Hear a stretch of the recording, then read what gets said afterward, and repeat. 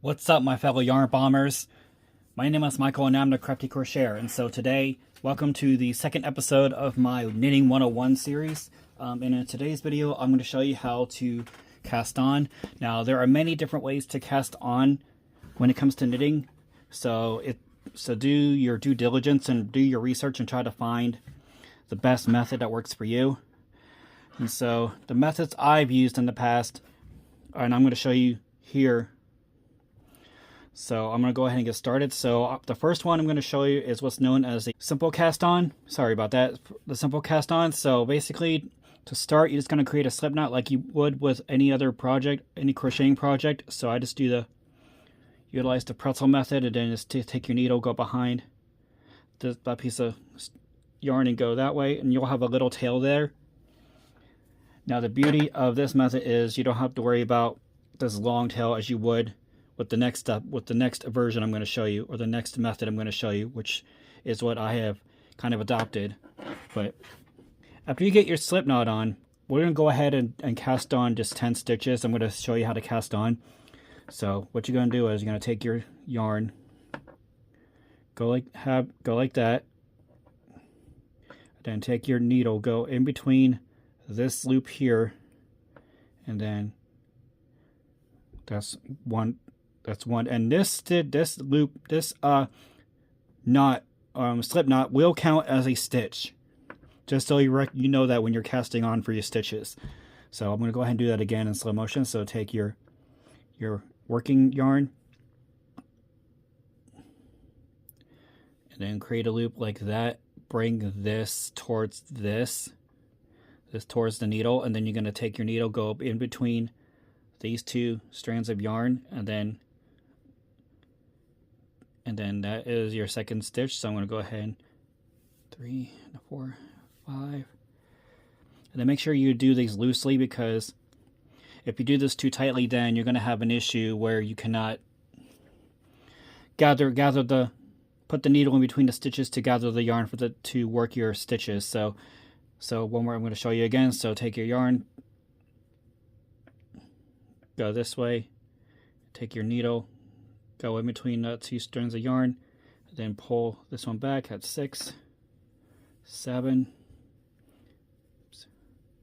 8, and then as you cast on, you want to move your stitches down the needle.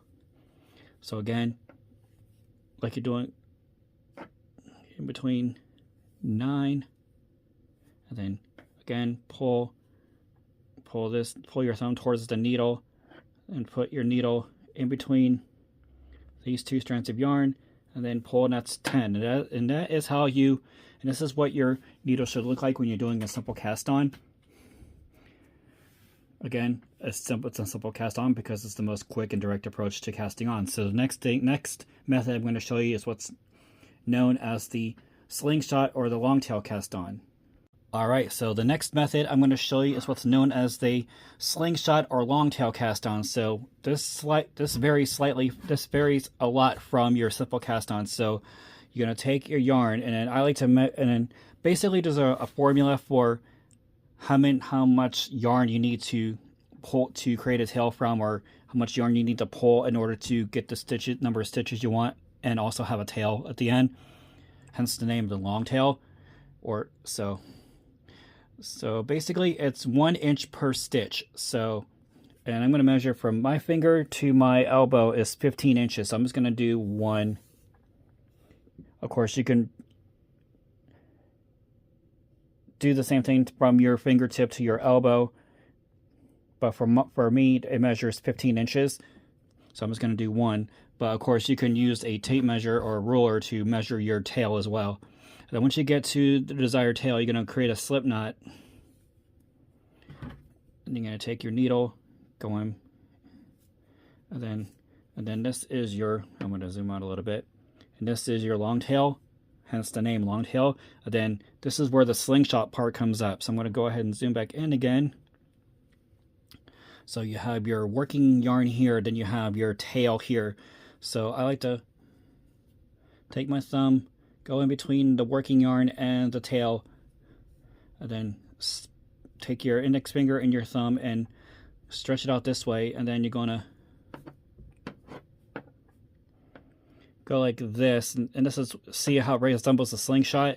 Then you're going to take your needle, go in between these two loops here.